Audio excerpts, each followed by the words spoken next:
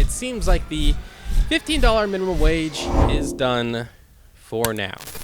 It sucks to be the bearer of bad news, but $15 minimum wage is going nowhere after 8 Democrats joined Republicans in voting the wage increase down after the Senate parliamentarian ruled that it cannot be included in the COVID-19 stimulus bill.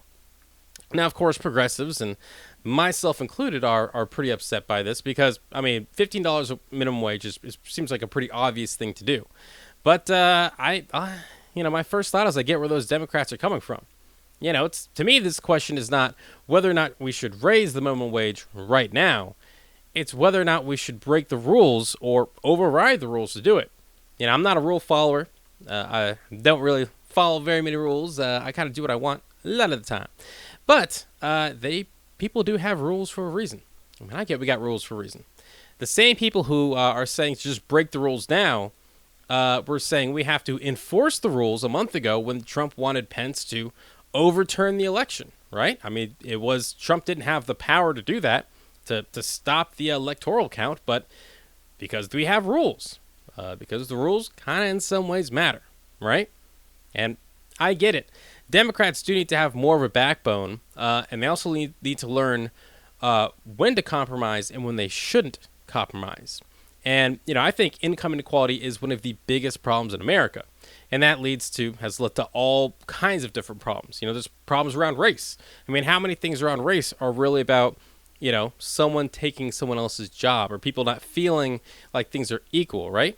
A lot of that could be based on income inequality. Same thing with Trump. A lot of Trump's voters were Bernie's voters. People who thought that, hey, Trump said he's going to save my job, so I'm voting for Trump. And that comes from income inequality. And now one of the biggest problems we're facing, domestic terrorism. I mean, a lot of these domestic terrorists are really pissed off because they think Democrats are taking their jobs away from them, right? It all comes back to income inequality. And so obviously I am in support of something that would reportedly bring more than 1 million people out of poverty. But what many on the far left fail to mention is that this would also cost 1 million jobs.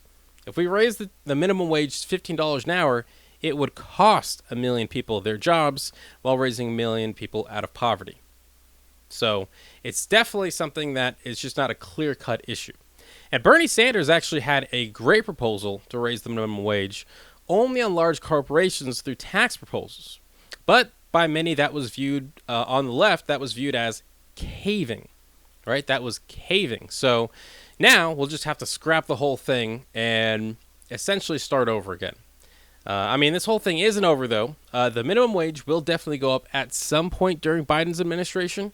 I mean, again, a lot of the progressives are angry that it hasn't happened now, but I think we are only, 6 or 7 weeks into the 4 years of the Biden administration. So, it's coming, but just maybe not right now. It just unfortunately won't be happening in this bill. But even Mitch McConnell has said he's open to raising the minimum wage in some way. So, again, this is going to happen. It sucks that it didn't happen right now, but just stay tuned, and, it's on the way.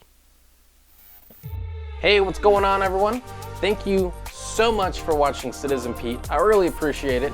If you haven't already, click that little subscribe button, maybe the like button, and hey, maybe just leave a comment. I want to know what you're thinking. What do you think about all the politics, the news, and all the stuff that's going on in our country?